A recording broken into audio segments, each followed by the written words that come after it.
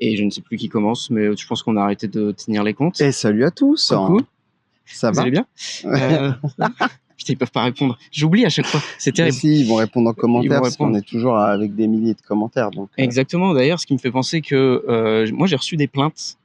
Donc, on vous écoute. Alors, évidemment, pas sur le fond, parce que sur le fond, il y a rien à dire. J'ai reçu des plaintes sur la forme de nos 2 derniers épisodes qui se passent donc au MK2 Bibliothèque. Big up. Et en fait, effectivement, les gens ont cru qu'on était dans un placard ou je ne sais quoi, parce que c'est chum derrière nous. C'est pour vous dire qu'on était dans un cinéma. Il faut soutenir les salles de cinéma, donc voilà. Et on était là MK2 pour qui ça. boycotte des films sur l'esclavage, évidemment, qu'il faut soutenir. Ah merde. Ah putain, Voilà. les pieds dans le plat. On s'appelle les seconds rôles, on s'appelle pas les pieds dans le plat. Ou putain. les pieds nickelés, peut-être. Donc là, on a décidé de faire un nouveau format en pleine nature. On est vraiment au parc de Bercy. Voilà. Vous pouvez constater. Ça sert à rien de nous chercher. D'ici ce que vous voyez l'épisode, on sera plus là. Ouais, on sera parti. J'espère. Normalement. Si on n'est pas mort de canicule. Voilà. Si vous entendez des petits bruits, c'est probablement les pigeons. Et les fans, évidemment. Ou d'autres oiseaux plus exotiques. Bon, ça c'était notre introduction. Je pense que jusqu'à présent, je pense que c'est ce que les gens préfèrent. On est au ralenti parce qu'il fait chaud. Alors, on est un peu fatigué, vous n'allez pas nous casser les coups. Bon. Alors, du coup, aujourd'hui, on voulait parler d'une série qu'on a vue qui s'appelle Spider Noir. Ouais. Spider Noir. On n'est pas les seuls à avoir vu. Je pense que c'est une petite série qui a bien fonctionné. Ok. Alors, elle est sur Prime. Elle n'est pas sur la plateforme Disney. Et ça, ce sera une des réflexions que je me suis faite aussi. Donc, quand on avancera dans le... Pardon, il y a des mouches. Hein. Dans le débat. Il y a des spider-mouches. Petit peut-être point de contexte, comme vous l'appréciez à chaque fois. Donc les droits audiovisuels de Spider-Man, c'est très compliqué. Ça fait des décennies que c'est un peu en dehors de ce que Disney a racheté. Quand Disney a racheté Marvel, ils ont racheté aussi les droits cinématographiques des 3/4 des personnages Marvel, mais il y a des personnages qui avaient déjà été rachetés avant ça par Sony, notamment Sony, qui a donc les droits sur Spider-Man. C'est pour ça que pendant très longtemps, Spider-Man n'est pas apparu dans le MCU, excusez-moi, et qu'il a fini par arriver. Et quand il est arrivé, donc la version Tom Holland, c'est une coproduction entre Sony et Disney. Deuxième chose, c'est qu'ensuite, Sony a développé son propre univers Spider-Man avec notamment Spider-Verse, avec la trilogie de dessins animés dont il nous manque encore le 3e. Et c'est là que, justement, ils ont introduit ce personnage qui existait déjà dans les comics il y a quelques années, qu'ils ont introduit ce personnage de Spider-Noir dans l'intrigue du premier Spider-Verse, qui était déjà interprété, la voix en tout cas était déjà interprétée par Nicolas Cage à l'époque. Et les réalisateurs de ce film, Lord et Miller, réalisateur-producteur, pardon, ils ont décidé de produire également une série live-action en se disant putain, il y a peut-être un truc intéressant à faire autour de ce personnage, et évidemment avec le plus grand acteur vivant, Nicolas Cage. Un de tes préférés, ça c'était... Voilà, évidemment on va en reparler de Nicolas, mais c'était juste pour mettre un petit point de contexte qui peut expliquer certaines choses, notamment le fait également que le personnage ne s'appelle pas Peter Parker, mais Ben Reilly. Oui, parce qu'ils n'ont pas les droits. Exactement. Alors voilà. Moi, ce qui m'a dérangé, justement, je voulais venir à cette question, c'est que Ben Reilly, c'est un de mes personnages préférés du comics. Ben Reilly, c'est le clone de Spider-Man, et son histoire, elle est hyper intéressante, malgré qu'il se soit fait un peu bouder par les fans et même moqué, notamment dans les derniers Spider-Man d'ailleurs, que ce soit multiverse de Sony ou Disney. Et moi, je trouve ça vraiment dommage parce que c'est un personnage qui a de la profondeur malgré tout. Et il y a une vraie histoire avec Peter Parker qui délègue un peu son statut de super-héros à quelqu'un dont il dit clairement qu'il a de toute manière pas le droit d'exister. Donc, il va faire ce job et il va faire chier. Il va pas l'emmerder, quoi. Et donc, on découvre aussi une phase de Peter Parker qui est moins humaine vis-à-vis de son clone, même si ils ont des belles relations au début. Et bref, donc c'est un personnage qui a quand même de la profondeur, un lore particulier, et j'ai trouvé ça un peu osé qu'on pose ça comme ça, et qu'ils auraient pu trouver un autre nom, clairement. Mais je sais pas pourquoi ils ont fait ça. J'ai essayé de chercher des trucs et tout. Il y a apparemment une sorte d'hommage. Il y a une sorte de mystère autour de ça qu'ils veulent garder apparemment. Je ne sais pas ce qu'ils vont faire avec. Mais c'était un petit peu dérangeant parce qu'en fait, très clairement, c'est pour une question de droit, comme l'a dit Thibaut. Et donc, arrêtez de prendre les gens pour des tubs. Voilà. Surtout des personnages que j'aime bien. Après, pour le coup, on est vraiment sur là une série qui se débarrasse complètement du lore et de la mythologie existante, autant dans les comic books que également dans l'univers audiovisuel déjà existant de Spider-Man et de Marvel en général. C'est une série qui ne fait référence à rien de tout ça, qui est complètement en dehors. Ouais. Et moi, quelque part, c'est quelque chose que j'apprécie plutôt parce que je suis pas intéressé de rentrer dans une mythologie que j'ai pas suivie et de me retrouver largué. Ouais, bien sûr. C'est pour ça que le MCU, pour beaucoup d'entre nous, enfin, j'ai jamais suivi, mais il y a beaucoup de gens qui ont lâché parce que normalement, si t'as pas suivi ceci, si t'as pas suivi cela, t'es paumé quand tu vas au cinéma. C'est quand même une petite douille. Là, on est sur un truc autocontenu. Donc moi, c'est ça aussi qui fait même pas référence à Spider-Verse, d'où venait originellement le personnage. Oui, parce que ça doit venir plus tard dans leur chronologie. Peut-être. C'est pas arrivé avant, sinon on l'aurait entendu, il en aurait parlé. En tout cas, ce qu'ils ont fait, c'est ils ont voulu raconter une histoire de A à Z qui faisait pas référence à autre chose, à part à elle-même. Il y a toujours des clins d'œil, des machins, des personnages évidemment qui reviennent. Oui, parce mais en que soi, c'est aussi n'importe qui peut regarder. C'est aussi ça, maintenir un Spider-Verse et un multivers, c'est aussi garder quand même certaines bases comme les méchants, etc., pour que l'univers tienne. Sinon, là, on parle plus de multivers, on parle d'une autre franchise et on enlève tout. Bon, c'est quand même très relié. Maintenant, je pense que ça vient plus tard. Ça viendra plus tard. Je sais pas comment ils vont encore tricoter. Moi, j'ai très peu confiance maintenant. Ce qui est marrant, c'est qu'ils ont récupéré la façon d'avoir traité la toile d'araignée. Et moi, je suis hyper attentif à ça. Du premier Spider-Man avec Tobey Maguire, c'est-à-dire il fait ses toiles lui-même qui sortent de ses mains, ce qui n'a aucun sens parce que les araignées, ça sort du cul. Donc, s'il fallait qu'on parle d'une vraie corrélation entre la mutation et la toile d'araignée, il faudrait que ça sorte du trou de balle. Comme d'ailleurs dans la très bonne série The Boys, où eux, ils ont un homme araignée et les toiles d'araignée sortent du huc. Donc voilà. Pour moi, ça, c'est vraiment un truc, il faut arrêter de l'utiliser. Il faut arrêter de l'utiliser parce que c'est insupportable. Voilà, c'est insupportable. Mais bon, voilà. Dans le multivers, on peut tout faire. C'est la magie d'Harry Potter, c'est la magie de... Voilà, tu veux une petite parenthèse historique? Oui, non, c'est les fans qui se jettent sur nous. Ouais. Heureusement qu'on a de la sécurité. Tu sais que c'est la personne qui a... Je t'en ai peut-être déjà parlé, mais pas à vous. La personne qui a développé ce concept de toile d'araignée organique qui sortirait directement des avant-bras de Peter Parker, c'est James Cameron. Qui a commencé à développer un film Spider-Man avant même que Sam Raimi fasse le tout premier Spider-Man. Il avait commencé à développer ce genre de concept. Son film n'est pas allé au bout, il est passé à autre chose, et quelqu'un d'autre a repris les rênes, blablabla, comme très souvent Hollywood. Mais ils ont gardé ce truc-là. Ah mais franchement, voilà, c'est juste une parenthèse. Et on reparlera un jour. On fera un épisode sur James Cameron. Il y a des choses moi, à dire. Moi, je t'aime bien, mais vas-y, occupe-toi de ton cul des fois, parce que frérot, si t'es fan de Spider-Man et que tu nous ponds un Spider-Man qui n'a aucun sens, ferme-la, quoi. Voilà. Bon, moi, ça me dérange pas autant que toi, mais c'est parce que... Non, mais moi, j'adore Spider-Man. Parce qu'on n'a pas le même rapport au personnage. Les premiers comic books que j'ai achetés, c'est Wolverine et Spider-Man. Donc moi, je m'identifie... ça m'a vraiment fait grandir et je me suis beaucoup identifié à ces personnages. J'ai grandi avec, j'ai suivi l'histoire plus ou moins avec les moyens que j'avais parce que ça coûte extrêmement cher des comic books et à l'époque déjà. Et donc, tu pouvais pas les acheter toutes les semaines ni tous les mois. Donc, tu essayais d'attraper des albums reliés, tu essayais de relier les histoires entre elles. Tu n'avais pas toutes les infos, mais néanmoins, tu savais quoi était quoi et comment ça se passait.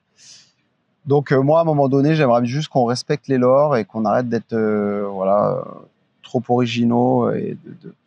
Ouais, ça me dérange. Est-ce que j'en conclus que tu n'as pas kiffé la série? Alors, là, on peut partir sur le sujet, maintenant qu'on a fait une longue intro et que je pense qu'il n'y a plus personne qui nous écoute. On entend les cigales. Écoute, il y a des points cool sur cette série, notamment l'esthétique. Moi, je suis pas du tout touché par cet univers. c'est marrant parce que Angleterre, années 30, tu vois, Amérique, années 30 et tout, et France, années 30, enfin, toutes ces années avant-guerre, après-guerre, jusque les années 80, c'est des époques qui m'intéressent pas du tout. Okay. Mais vraiment, ni au niveau de l'esthétique des vêtements, ni au niveau... Tu sais, la mafia, les malfrats, je n'ai rien à secouer. Mais vraiment, mais un truc de malade, comment je m'en tamponne le coquillard, ça me touche pas du tout. Néanmoins, ils en ont fait quelque chose de joli esthétiquement. Il y a des belles couleurs, il y a des beaux effets. Moi, je l'ai vu en couleur. Il l'a vu en noir et blanc. Malin. Il y a, je sais pas, il y a plein de petits trucs sympas. Après, il y a un problème. Moi, Nicolas Cage, ça me dérange parce qu'il fait très vieux. Il fait très, très vieux. Et j'arrive pas à relier un super-héros à un mec aussi vieux. J'ai pas réussi. J'ai pas réussi à me décrocher de ce truc où je me dis, attends, mais il est trop vieux, c'est Spider-Man, il bouge bien finalement, Spider-Man, et dès qu'il remet son costume, bon, il fait exprès d'être un peu plus plan-plan. Mais en fait, on voit qu'il fait pas exprès d'être plan-plan. Il est KO, le gars, il est vieux, il est plan-plan de base. J'ai pas réussi à me détacher de cette image-là. Enfin, je pense qu'il faut arrêter d'utiliser des acteurs aussi vieux à un moment donné pour faire des super-héros. C'est pas que je fais du jeunisme, parce que les jeunes sont aussi énervants, c'est pas un problème. Mais en fait, ça colle pas avec les thèmes de l'action. Soit tu le fais pas trop bouger, tu le fais pas se battre, et on est dans un truc totalement intrigue policière, avec, tu vois, toute une enquête et tout. Et là, je te dis, ok, il n'y a pas de souci, le mec est un peu à la retraite, il est en pré-retraite, il se bat pas, mais il est fin, il est dans ses trucs, il sauve une ou deux personnes de temps en temps. Mais là, il y a des scènes de bagarre et tout, mais c'est pas possible, c'est pas possible. Ça, en fait, ça colle pas. En plus, il est censé pas vieillir, il est plus vieux que tout le monde, en fait. Je me suis dit, mais d'accord. Donc, il subit les mêmes mutations que les autres, mais sauf que lui, il est vieux.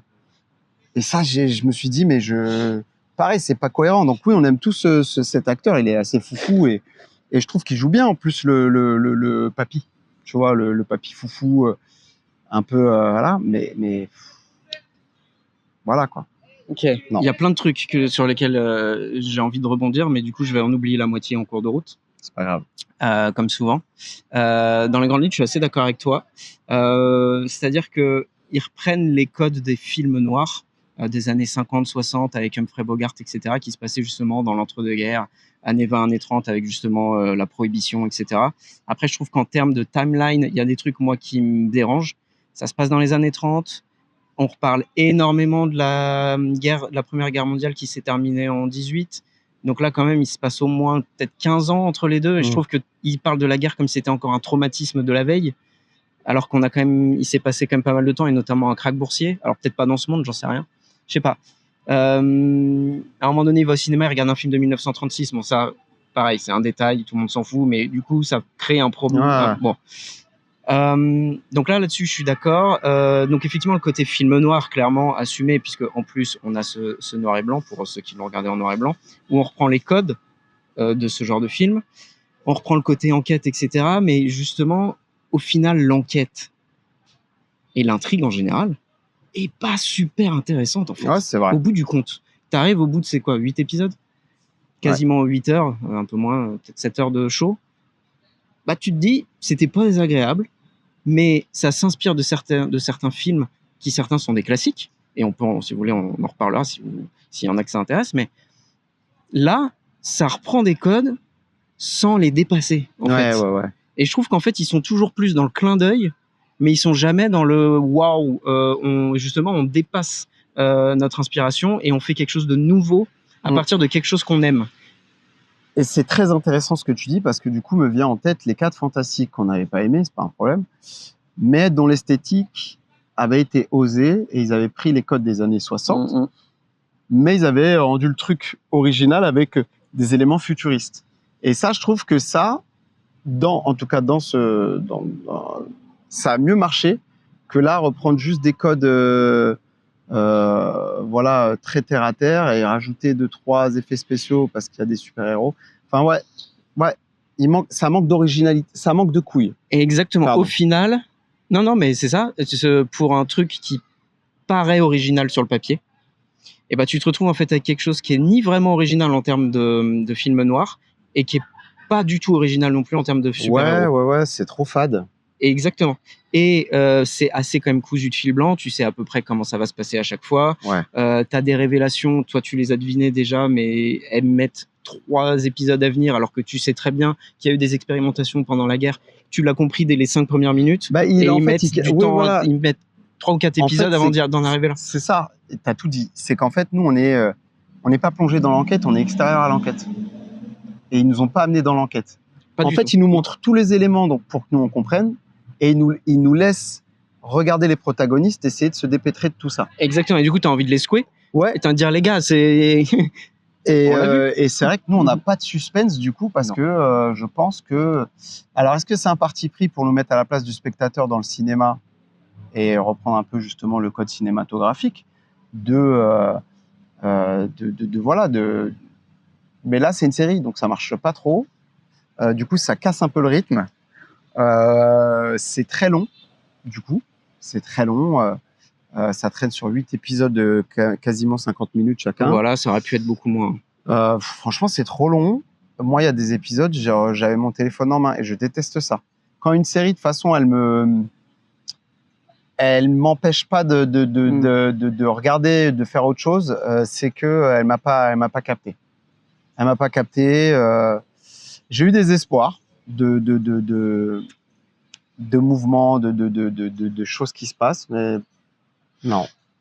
Le triangle amoureux, il est claqué, il est mal fait. Finalement,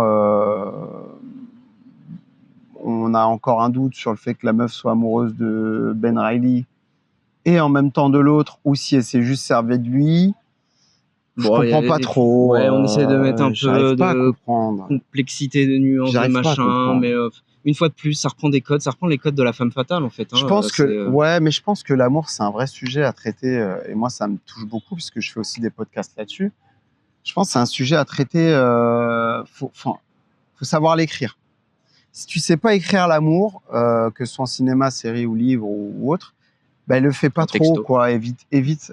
Ça, c'est drôle. Évite parce qu'en fait, ça, c'est nul. Là, franchement, j'ai pas réussi à me dire.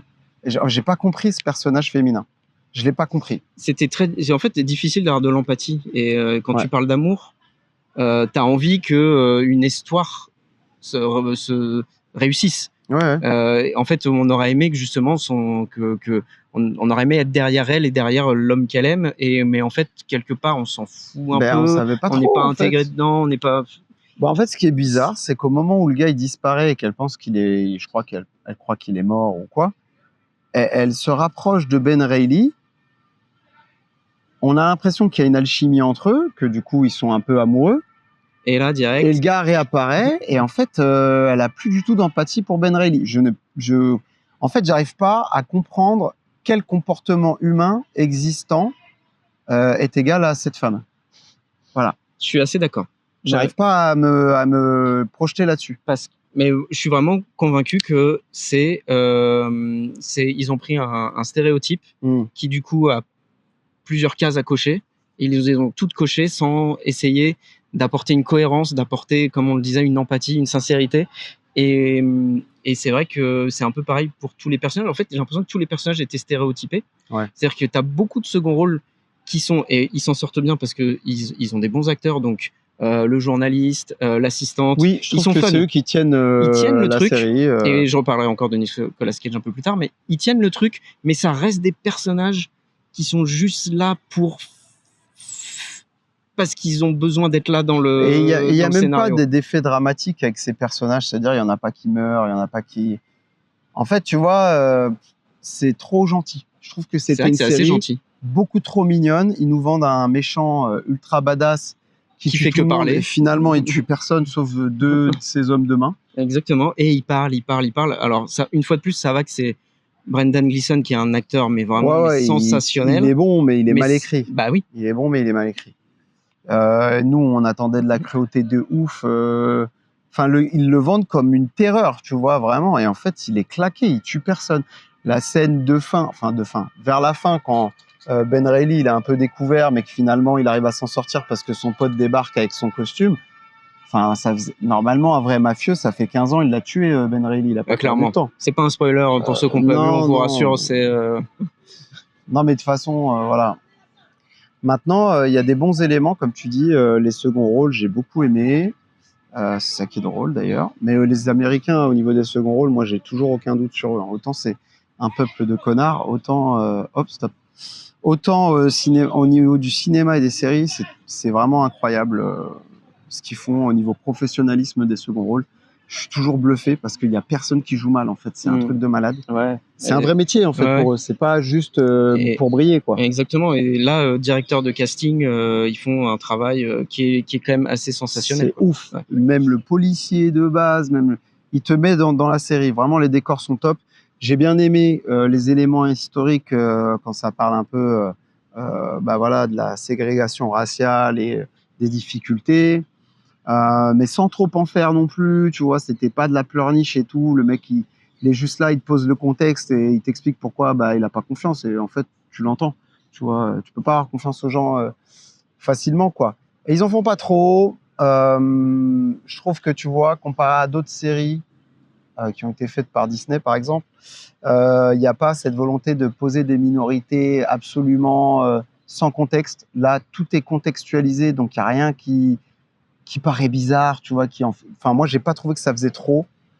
Voilà, parce que si tu connais l'histoire des États-Unis, tu sais que il y a de l'immigration asiatique depuis le Far West, même bien avant.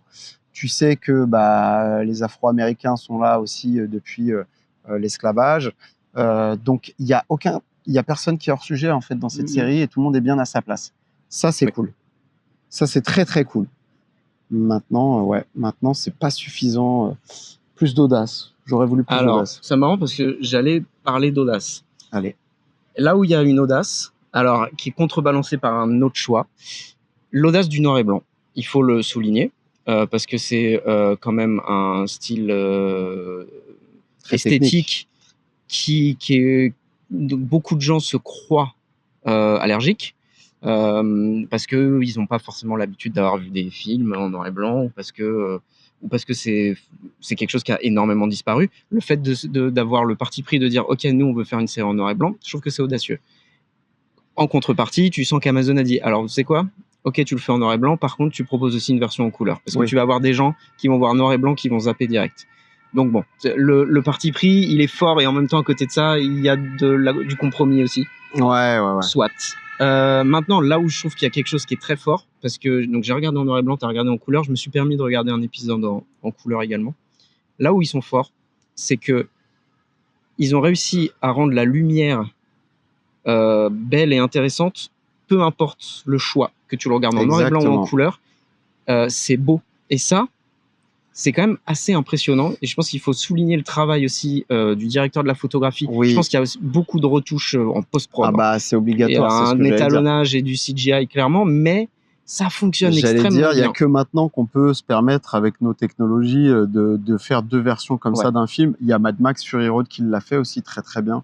C'est encore un autre niveau, Mad Max Fury Road, parce que j'imagine que c'est d'autres moyens, mais je trouve ça intéressant. Et par rapport à ce que tu as dit, aux gens qui sont un peu dont le noir et blanc les repousse, c'est aussi parce qu'à une époque, il n'y avait pas de choix de couleurs et que du coup, le noir et blanc n'était pas travaillé comme une technique et comme une palette esthétique, mais plutôt comme une obligation finalement, puisqu'ils n'avaient pas d'autres moyens, tu vois. Je suis pas tout à fait d'accord. Il y a des films où le noir et blanc, vu qu'ils avaient que ça, je pense, et j'ai en idée certains films de l'époque, où effectivement le noir et blanc il est utilisé aussi comme une palette esthétique, mais il y a aussi d'autres films où de toute manière ils filmaient en noir et blanc et il n'y avait pas le choix et c'était comme ça. Donc tous les films en noir et blanc sont peut-être pas si simples à regarder que ça. Par contre, ceux qui sont travaillés avec la palette technique de l'époque parce que c'était comme ça et qu'il fallait rendre le truc beau, je pense que c'est des films à voir. Et si tu as des exemples, il y a effectivement des films assez extraordinaires par rapport à ça. Je pense c'est vraiment une parenthèse, un film japonais qui ça doit être dans les années 60 et je crois qu'il s'appelle Démon ou Demons, parce que peut-être que c'est le titre anglais et pas le titre français. On pourra en reparler pour ceux que ça intéresse. Mais bon, dans tous les cas, même quand tu fais du noir et blanc, ça n'empêche pas que de toute façon, tu dois travailler ta lumière quasiment de la même manière que si tu étais en couleur. Mais c'est vrai que là, de réussir à pondre deux versions différentes qui fonctionnent extrêmement bien, et la version couleur, j'ai été assez surpris de me rendre compte à quel point on avait des couleurs très fortes, très belles, et qui vont complètement à contre-pied de ce qu'on reprochait énormément au MCU. Si vous regardez notre épisode là-dessus, il y a toute une partie sur Ismaël qui râle contre le camailleux de gris bleu dégueulasse, dont on se lasse énormément. Un enfer. Là, cette série, elle va à l'inverse de ça, et elle propose des choses, des bleus d'une puissance. Et ça, j'ai trouvé que c'était vraiment très fort. Ouais. C'est incroyable. Moi, le rouge, il m'a. À chaque fois qu'il y avait une scène où il y avait du rouge, ça m'a vraiment attrapé. C'était fou parce que il n'y a pas de sang. Par contre, tu vois, ça, c'est vraiment dommage. Tu vois, c'est une série où il n'y a pas de sang, très peu. Et où alors, du coup, c'est dommage parce que tout cet aspect-là du rouge qui est décrit par des canapés, des voitures, tu vois, des petits moments comme ça, et ben, avec du sang, comme dans Sin City, par exemple, tu peux faire un truc de malade, tu vois. Et accentuer le côté roman graphique. Exactement. Et ça, c'est vraiment un parti pris de merde. Arrêtez de faire des trucs pour tous. Spider Noir, le gamin de 12 ans, il va pas le regarder. C'est vrai. C'est que des vieux dedans. Il va pas le regarder. Pourquoi vous nous rajoutez pas ce que nous, les adultes, on attend, du sang, de l'intensité, de la violence, parce que c'est ça aussi. Des boobs. Non, ça va. C'est pas obligé. Mais c'est vrai, non, ça fait partie de la panoplie. T'as raison. Je rigole. Non, mais tu rigoles, mais t'as raison, parce qu'en général, tout va avec. Mais tu vois, là, par exemple, il nous manquait tout ça. Et nous, on est des adultes, on a besoin de voir ça dans une série pour qu'elle nous prenne au tripes, tu vois. Là, c'était trop gentil. C'était Spider avec ses potes, quoi.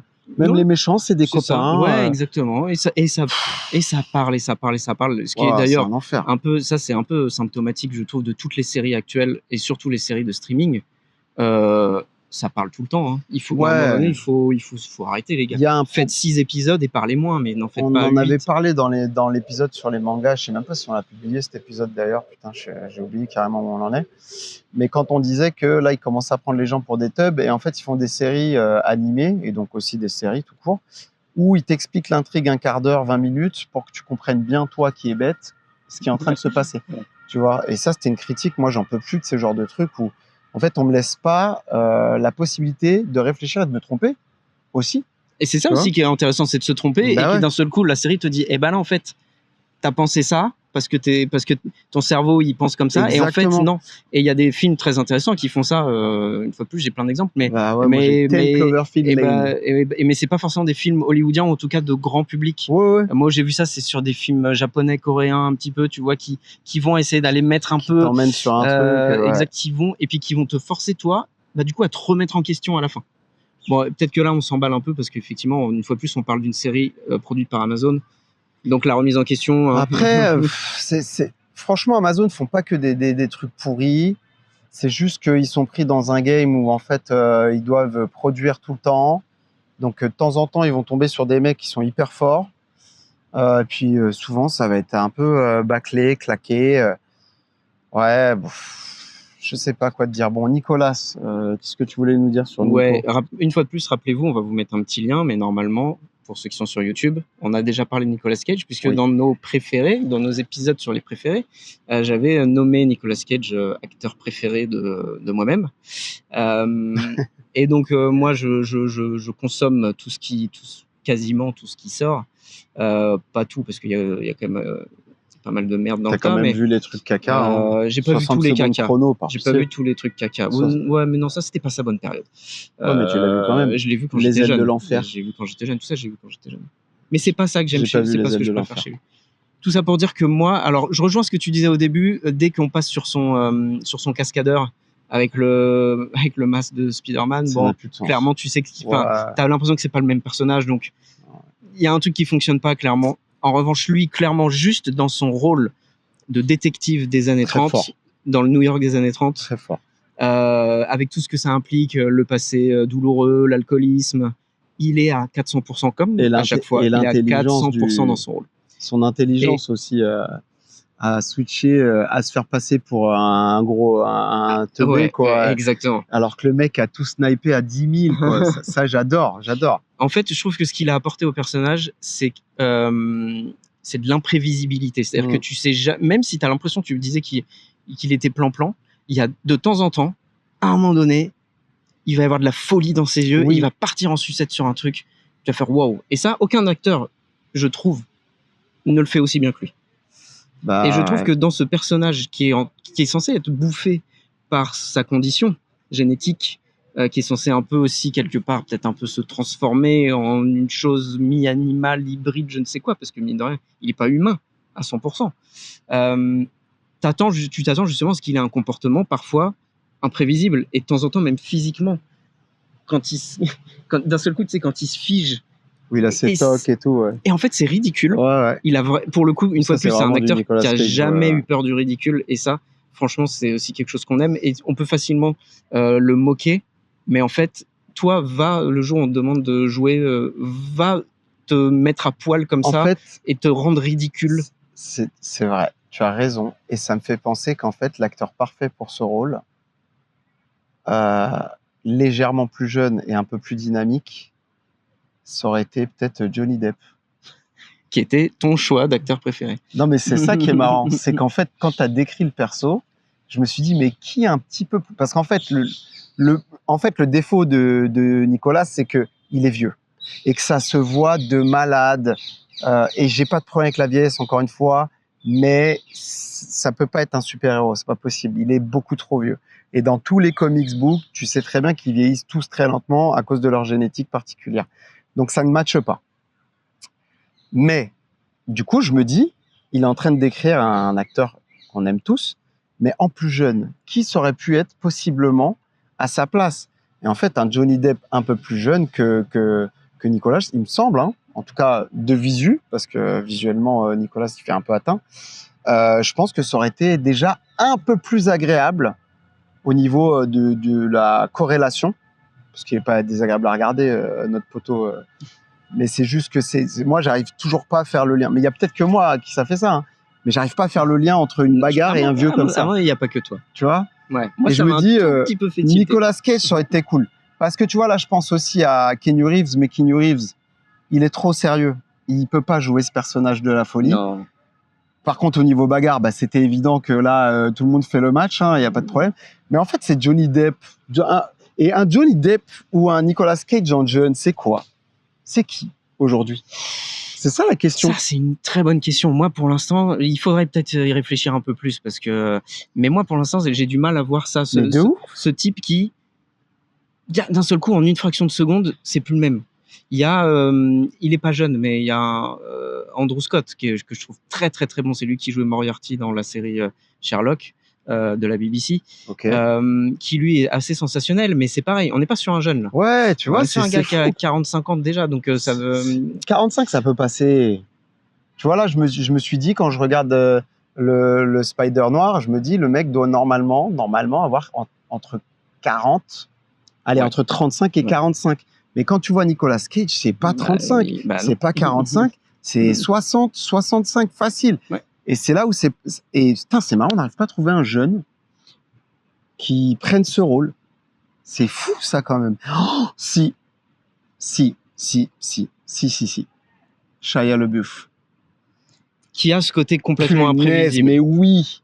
Mais il est plus jeune. Il est plus jeune, donc tant mieux, parce qu'il doit pas être jeune dans la série. Ouais. Mais évidemment, j'ai jamais été un grand fan, mais pour ce côté effectivement imprévisible, je vois ce que tu veux dire. Mais oui, totalement. Putain, mais tu vois, moi j'ai envie de le voir revenir cet acteur parce que qu'il arrête de faire de la merde. Ouais, mais ça c'est le problème d'Hollywood, c'est que bon, quand t'as des hypersensibles avec un QI à mon avis un peu trop élevé pour, regarde Dewey de Malcolm qui s'est barré et qui a plus jamais voulu refaire du cinéma, ni de la série, tu vois, c'était lui le HPI de l'équipe. Il a dit je reviens plus. Mais Shia, c'est un gars en fait, dans Louis Stevens, c'est un génie. Je sais pas si tu as regardé la série qui l'a fait connaître. Il faut que tu vois au moins 2-3 épisodes, tu vas comprendre de quoi je parle. Il a un jeu naturel. Et si vous vous rappelez de la famille Stevens avec Louis Stevens, mettez en commentaire, mais c'est un génie du jeu. Il est petit, mais il a déjà tout compris. Il est très très fort. Il joue sur les émotions, il est imprévisible et tout. Et en fait, en tant qu'adulte, on l'a revu dans des films plus ou moins bof, tu vois, mais où tu sentais qu'il avait encore sa patte, mais qu'il était bridé. Là, Spider-Noir, c'est fait pour lui. C'est fait pour lui. C'est très intéressant comme petit morceau de casting. C'est fait pour lui.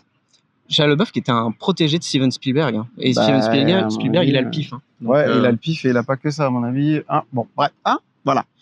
Dossier Epstein. Oh yeah. On va faire des bips. Comme ça, on sera pas... J'ai rien à voir là-dedans, moi. Voilà, parce qu'il y a des noms dedans et bon, apparemment, il y a quelques gens d'Hollywood. Allez. Et donc, du coup, oui, ça m'étonne pas, mais ouais.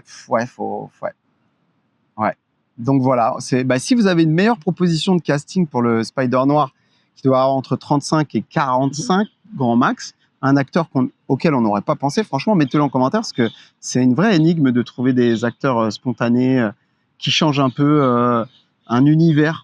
Et on en avait déjà parlé, Leonardo DiCaprio, Johnny Depp, Nicolas Cage, il y avait qui d'autre encore qui était capable de retourner un truc et de le mettre... de faire en sorte que le film soit identifié à lui, en fait. De Niro, il y a qui d'autre encore, Jack Nicholson. Ouais, non, mais là on pourrait faire une liste. Al Pacino. Oui, mais tu vois, c'est que des vieux. C'est ça qui est fou. C'est ça qui est fou, c'est que c'est que des vieux. C'est dingo. Là, en jeune, on n'a pas. Donc, si vous avez, n'hésitez pas. Ouais, vraiment. C'était plus long que ce que je pensais. Ouais, mais parce que c'était intéressant. Ce que ne dit jamais ma femme. Mais alors que moi, on me dit toujours que c'est trop long. Et on parle de ma... Hein, quoi. Voilà. Mais on est complémentaires. Hein. Ouais. Tout ça pour dire que je sais que j'ai des gens dans mon entourage qui ont regardé, donc je serais ravi de leur envoyer cette vidéo et qui m'insultent en échange, mais qui me demandent d'arrêter de leur envoyer des messages. Mais dites-nous ce que vous en avez pensé. Voilà, exactement. Voilà, tout simplement. Et puis, on sera ravis de voir un peu vous aussi, tous vos points positifs et les points négatifs que vous avez pu repérer sur cette série. Et peut-être que nous, ça va nous ouvrir à des choses qu'on n'avait pas vues. Exactement. Voilà. Et sur ce, ciao. Spider, au revoir.